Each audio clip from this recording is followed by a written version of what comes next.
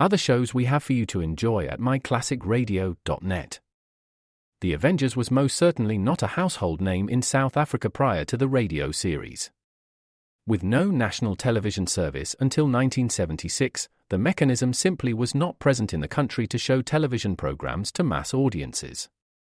While many other countries reveled in the filmed adventures of John Steed and company, South Africa was not equipped to join in the fun. The series took Britain by storm and made a major impression in the American markets, being that greatest of rarities, a British series given a network transmission slot. However, as a filmed series, rather than a videotaped one, The Avengers was able to gain a modicum of exposure in South Africa through film rentals. Come and listen at myclassicradio.net. Other shows we have for you to enjoy at myclassicradio.net. 21 Precinct was a police drama broadcast on CBS from July 7, 1953, to July 26, 1956. It initially served as a summer replacement for My Friend Irma. The show was produced in cooperation with the Patrolmen's Benevolent Association of City of New York and adaptations from True Criminal in New York. The Policeman's Point of View. Historically, the 21st Precinct had been located near Gramercy Park, Manhattan. In 1929, the department reorganized the precinct numbering, and 21st designation was discontinued.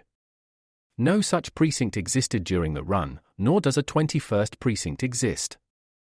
However, the fictional precinct's territory closely corresponds to that of the Upper Side's 23rd precinct since 192. Come and listen at myclassicradio.net.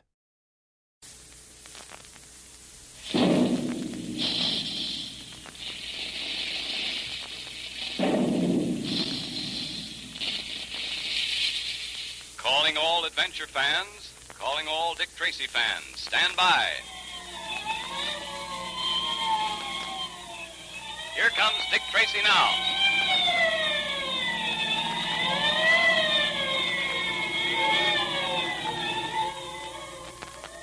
Dick Tracy, that fearless detective you read about in your daily paper, is with us again in another thrilling, electrically transcribed adventure brought to you by Quaker Puffed Wheat and Quaker Puffed Rice. Those two delicious, ready-to-eat cereals that are shot from guns to give you lots of trigger fast food energy. That's the sound you hear when the big Quaker guns are making puffed wheat and puffed rice. By this special Quaker process, the hard little kernels of sun-ripened wheat and rice are exploded into plump, crisp, delicious Quaker puffed wheat and Quaker puffed rice, 8 times the original size. That's why they look and taste so different from ordinary cereals, and why they're so specially good for you. All the tiny, hard-to-digest food cells are exploded, unlocked, so that you get their quick energy much more easily. So to get lots of trigger-fast energy, to help make you quick-thinking and quick-acting like Dick Tracy wants you to be, have a big dish of delicious, refreshing puffed wheat one day, and then puffed rice the next. Look in the pantry right now to make sure Mother has some of those famous red and blue packages there. And if you don't see any, ask her to get some of each for you right away from the grocer displaying the Dick Tracy Secret Service Patrol headquarters sign. And now for Dick Tracy. In our last episode, we heard how Pat and the miners who were dog sledding to Peel River were rescued from the snowslide which buried them, a snowslide caused by Vernon Kyle. After rescuing Pat and the others, Tracy went to Kyle's headquarters to have a showdown with the outlaw. But before Tracy arrived, Kyle received a note from a man calling himself the Purple Rider and threatening to appear at 9 o'clock that evening. Promptly on the stroke of 9, the door of Kyle's headquarters was kicked open, and there stood the Purple Rider. Listen. Dick, look. Yes, Pat, he's the rider, the Purple Rider, and he's got the drop on us. Yes, Tracy, I've got the drop on you. 2 guns, my friends, and they'll go to work if any one of you makes one wrong move. Tracy, I didn't believe you when you said you weren't the Purple Rider. I see I was wrong. Well, there are lots of other things you're wrong about, Kyle. Tracy, you have something there. So, Vernon Kyle, you fool, you thought Tracy was the Purple Rider. Where's Baldy? What'd you do with him? I told you in my last note you'd never see Baldy again. You never will. In that note you found in your cigarette case, I told you I'd be here promptly at 9 tonight, and that I'd take another of your men with me. It's exactly 9 o'clock, Vernon Kyle. Who are you? Take off that purple hood. Never mind who I am. All you need to know is that I'm not a friend of yours. You'd know me, Vernon Kyle, if you could see my face. We've met before. What are you going to do? What do you want? Vernon Kyle, I want to see you tortured as you tortured others. I'm going to make you pay. Pay separately for every sin you've committed against mankind. First, I'm going to deprive you of your men, one by one. I'm going to remove this gang that's done your dirty work for you and protected you. One by one, Vernon Kyle, I shall take them with me. Then, Vernon Kyle, when you're all alone, I shall come for you. You can't stop me, and you can't escape me, and you can't harm me. I can see you're a little worried, Kyle. Don't try that, Mr. Tracy. You're pretty sharp, Purple Rider. I thought I saw my chance. I intend no harm to you, Tracy. Yes, I know. You implied as much in your note. Well, I appreciate your motives. I'm grateful for the fact that you're trying to help me. But you're not going about it in the right way. You've taken the law into your own hands, and I can't permit that. You have no choice, Mr. Tracy. Perhaps not. But you might as well know now that I'm going to do all in my power to stop you. You must do your duty as you see it, Mr. Tracy. And I have my duty as I see it.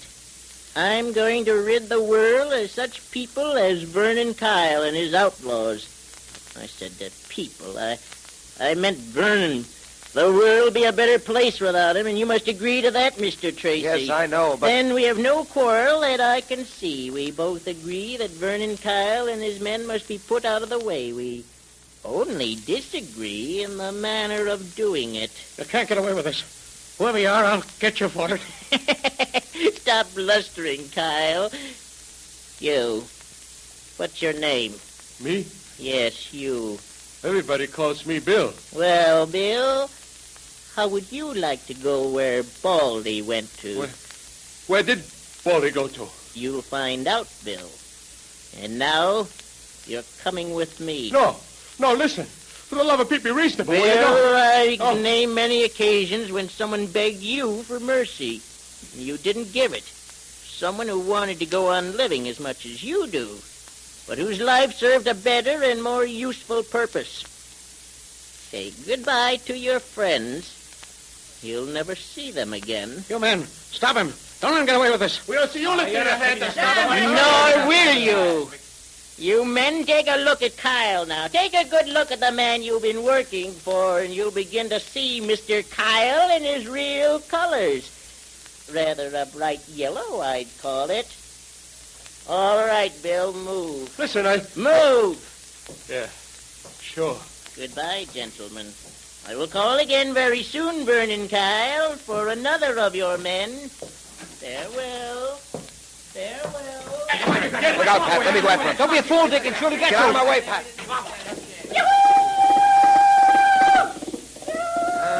It's too late now. He's gone. Well, Kyle, you don't look very comfortable. It's all a trick scheme to frighten me away. Well, you won't get away with it either of you. A lot of hocus-pocus, and you know it. I'll get that Purple Rider before he gets me. Mark my words, Tracy. I'll get him before he gets me.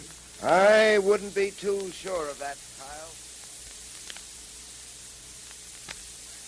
Any word from Bill or Baldy yet, Kyle? No, not yet.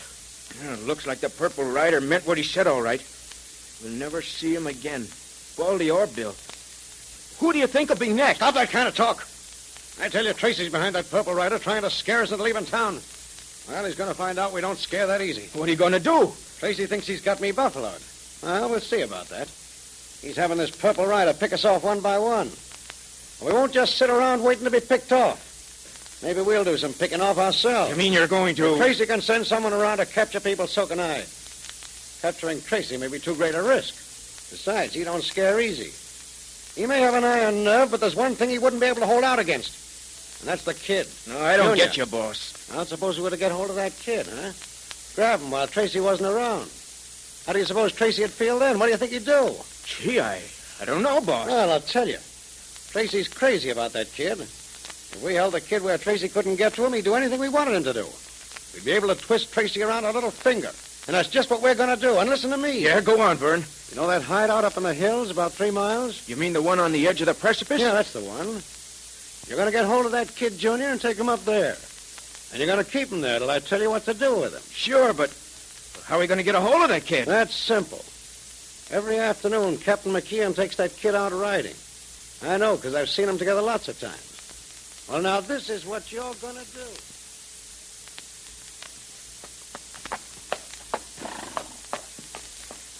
Oh, gee, Captain McKeon, it certainly is great up here in the mountains. Yeah, isn't it, though? Junior, the man who first saw this and said it was God's country, knew what he was talking about. He must have been a city man who came up here and saw these hills and the open prairies and compared them with what he had come from. Why, you can breathe out here.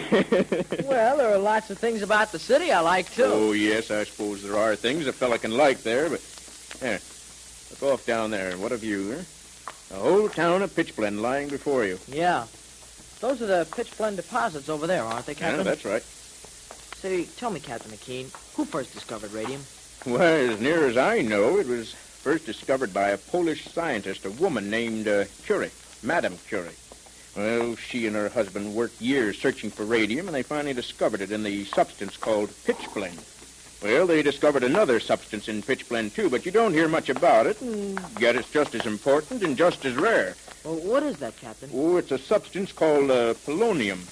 Madame Curie called it that after her native land, Poland. Oh. Yeah, there was a woman for you, Junior. Probably one of the greatest that ever lived. She and her husband worked night and day for many years before they isolated radium, as they called it. Gee, they must have made lots of money with their discovery. No, they didn't. They gave their discovery to the world, Junior, and didn't ask a penny in return. They felt that radium was too important for the world's happiness to be used just for personal profit. And that's the real scientific spirit, you know. That's the kind of spirit Vernon Kyle and his men haven't got. Yeah, Kyle thinks radium was brought into the world for his own special benefit. Yeah. He thinks he can turn it into a personal racket. But he'll find out he can't get away with it. Well, youngster, the sun's going down. I think we'd better start back, Tracy will start to wonder what's happened to us if we don't. Okay. I'll race you to the foot of the hill. No, you won't. You're getting to be a good rider, but you're not that good. Now, you wait a while before you try and gallop a horse downhill. Well, I remember what you told me about riding a horse downhill. To lean back and throw my weight against his haunches so he won't trip or stumble. That's right, but you'll have to get more accustomed to the saddle before you try that at a gallop. Why, I remember when I was a boy about your age, Say, Captain, what was that? sounded like shooting. Why, it is shooting. Gosh! Hey, there's trouble over there, Junior. I've got to see what it is. I'll come with you, No, Captain. wait here. There's shooting going on, and I don't want anything to happen to you. But, Captain, I'll be all You right. stay here. Get Tracy. It'd skin me alive if he knew I exposed you to danger. Oh, all I'll right. be back in a moment. Come on, get up. Come on. Gee, the way Captain McKean and Dick treat me, you'd think I was a kid or something. Gee, I wonder what's going on over there. Wonder who these men on horseback are. They're coming over here. You're Dick Tracy, Jr., ain't you? Yeah, what about it? All right, boys, bring him along. Hey, now, wait a minute. What's the idea, You'll fellas? find out, kid. You'll find out. Just come quiet, that's all. Say, listen, what do you think you're trying to do, Are huh? you going to be tough, huh? Well, I'll soon change that. All right, come on, are you? You're not going to take me without a fight? Come on. I got him, boys. We got his arms. Grab him, the rest of you. Come on now. You won't keep me long. Not when Dick finds out All right, about boys, this. all right. Let's get going. That Mountie will be back any minute. Anyway, we've got what we came for. Come on, girl. Come on.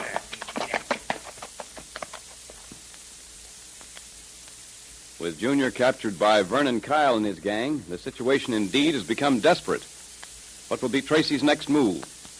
And by the way, do you know who the Purple Rider really is? Now, you see if you can figure it out. And now, fellows and girls, you're all invited to attend our Dick Tracy Secret Service Patrol meeting, brought to you by Quaker Puffed Wheat and Quaker Puffed Rice, those specially delicious cereals that are shot from guns to give you trigger-fast food energy. And Pat Patton is acting president today in Junior's absence.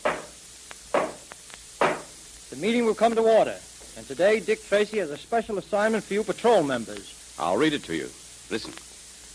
To all members of the Dick Tracy Secret Service Patrol and of the National Girls Division, on this day, April 14th, 1938, you are officially appointed to the rank of Patrol Safety Officer. In that capacity, you are to use your influence to promote safety among the boys and girls in your neighborhood. To do this, first, set a good example yourself by obeying traffic lights, by not playing in streets, alleys, roads, or other thoroughfares, and by looking both ways carefully before you cross the street. Second, caution other fellows and girls who endanger their lives by playing in the streets or by being careless at crossings. This is a definite and important patrol activity to which you are now officially assigned Dick Tracy, Commander-in-Chief. So wear your official members or officer's badge to show that you're a duly appointed safety patrol officer. And if you haven't got the official Dick Tracy Secret Service Patrol badge yet, join now. It's easy. You just send 2 Quaker Puffed Wheat or Quaker Puffed Rice box tops with your name and address printed on a plain piece of paper to Dick Tracy, Box L, Chicago. If you're a boy, be sure to write the word boy at the top of the page. And if you're a girl, write Girls Division and mail it with your 2 box tops to Dick Tracy, Box L, Chicago. Then Dick sends you your official badge, your secret code book, and patrol pledge. And at the same time, you're getting lots of trigger-fast food energy every day from your swell breakfasts of Quaker Puffed Wheat and Quaker Puffed Rice, because those 2 different delicious cereals are shot from guns. So ask Mother now to get you some Quaker Puffed Wheat and Quaker Puffed Rice at the grocer's right away.